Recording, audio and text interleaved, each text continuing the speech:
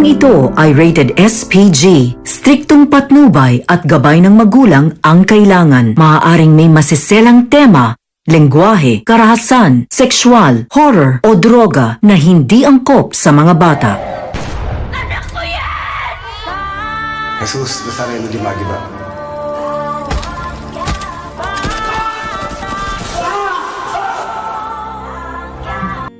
Tess. Marites. Uy, Marites. Bakit? Bakit balisa ka dyan? Nanaginip ka ba? Paano masabi? Oo, Tinding. Nanaginip ako.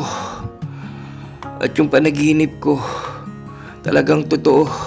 Kabaliktaran sa tunay na buhay. Totoo pala talaga ang kasabihan, Tinding. Na kapag nanaginip ka, kabaliktaran yun. Yun yung napanaginipan ko. Ano bang napanaginipan mo?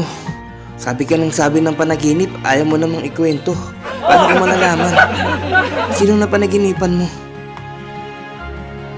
Si Ricola at saka si Tanggol, Tinding. Maayos daw yung samahan nilang dalawa. Napaka-sweet pa nga nila. Ewan ko, Tinding. Gusto ko mangyari sa totoong buhay yun. Pero alam kong hindi mangyayari yun. Ano ka mo? Si Ricol at saka si Tanggol, maayos yung pakikitungo nila. Malabong mangyari yun, Marites. Napakademonyo ng asawa mo. Ay nako, Marites, mabuti pa bumalik ka lang sa pagtulog mo. O kaya ikwento mo na lang. Ano ba yung nakita mo sa panaginip mo? Sige nga, ikwento mo sa akin. Ano ba yon? Hello, Nak. Kumusta ka dyan? Ay, maayos na maayos po ako dito. Tsaka maayos din po kami ni Madonna. Pwede na! May magandang trabaho po ako dito, Tay. Naku, buti naman kung ganun. Ano, Nak? Natanggap ka na ba ng mga magulang niya? Pupunta na ba kami dyan para sa kasalan? Oo, Tay. Gustong-gusto nga po ako ng mga magulang ni Madonna eh. Bait na bait nga po sa akin, tsaka bilib na bilib sa lahat ng mga adulad ko. Naku, mabuti naman kung ganun, anak.